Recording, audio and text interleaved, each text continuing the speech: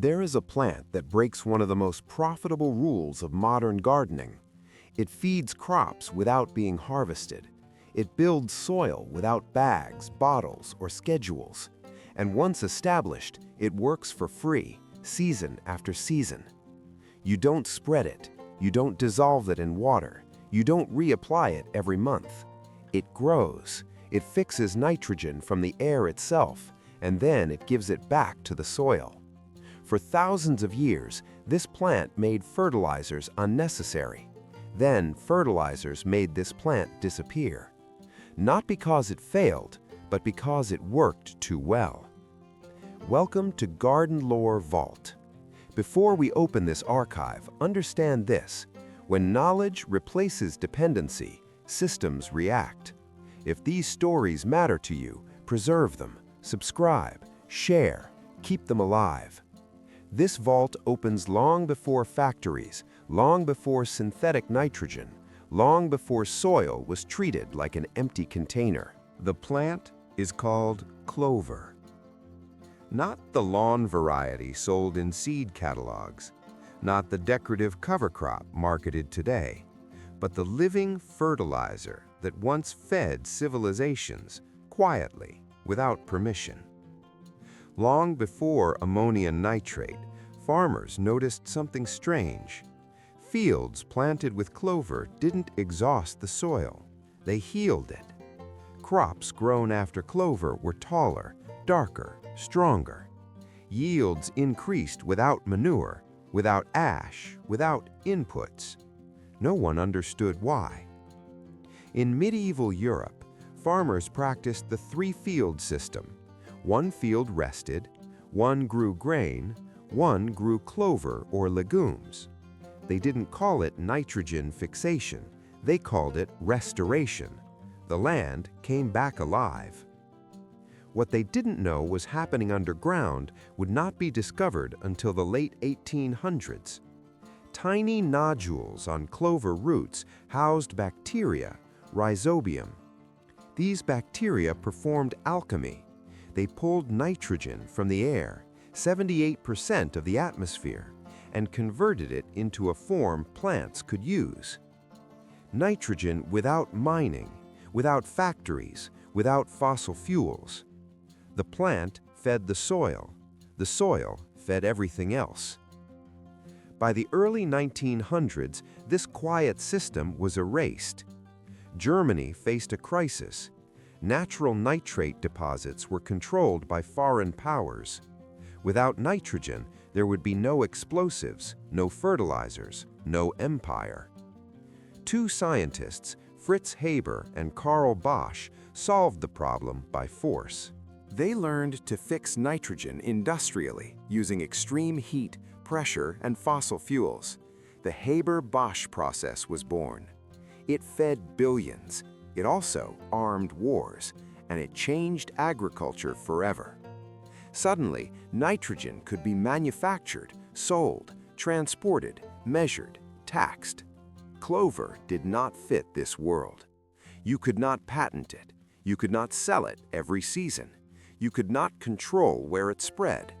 So it was rebranded, a weed, a lawn pest, an invasive nuisance. Lawns were redesigned to exclude it. Herbicides were engineered specifically to kill broadleaf plants like clover while leaving grass untouched. Fertilizer companies promoted dependence. Feed the soil, they said, monthly, yearly, forever. But clover kept doing what it always did. 1 acre of healthy clover can fix over 150 pounds of nitrogen per year. Some varieties exceed 200. That's equivalent to hundreds of pounds of synthetic fertilizer, produced without emissions, without runoff, without cost. It doesn't burn plants, it doesn't leach into groundwater, it doesn't destroy soil life. It feeds fungi, it feeds bacteria, it feeds worms. And that is where the controversy begins. Because clover doesn't just replace fertilizer, it replaces a system. Modern agriculture relies on precision schedules, inputs in, outputs out, control, uniformity, predictability. Clover refuses all three. It grows when it wants, it spreads where it can, it feeds what lives nearby, not what you designate. Gardeners who use clover notice something unsettling. They fertilize less, then not at all. Soil darkens, water retention improves, plants grow deeper roots, pest pressure decreases, and the garden becomes harder to monetize. Universities studied it. Trials confirmed it. Clover interplanted with vegetables reduces nitrogen needs by up to 80%. In orchards, it replaces synthetic fertilizer entirely. In vineyards, it stabilizes yields during drought. But recommendations stayed cautious. Supplemental fertilizers still advised. Results may vary. Best used as part of an integrated system. Because telling people they can stop buying fertilizer is not neutral advice. There's another reason clover is controversial. It exposes soil exhaustion. When clover fails, it doesn't hide the problem, it reveals it. Compacted soil, dead biology, chemical residues. Clover struggles where soil has been stripped of life, and that makes people uncomfortable. Fertilizers mask damage. Clover exposes it. That exposure threatens the illusion that soil is inert, that plants feed on chemicals alone. Clover proves soil is alive, and that life cannot be replaced by inputs. In wartime Britain, clover saved food production. Fields without fertilizer still produced crops. During fuel shortages, clover kept nitrogen cycling. After wars ended, fertilizers returned. Clover faded again. But it never disappeared. It waited in margins, in pastures, in forgotten fields, in cracks where chemicals stopped reaching. Today, climate instability is returning the question. Fertilizer prices spike, supply chains break, runoff creates dead zones, soils collapse under constant feeding without structure, and clover reappears, not as nostalgia, but as necessity. It asks an uncomfortable question.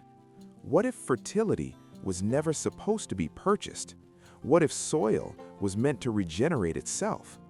Clover does not sell certainty. It sells resilience, and resilience cannot be owned. That is why it remains controversial, because a plant that feeds soil without permission reminds us of something modern systems prefer forgotten. Abundance does not require control. It requires cooperation. And clover has been cooperating with the earth far longer than we have.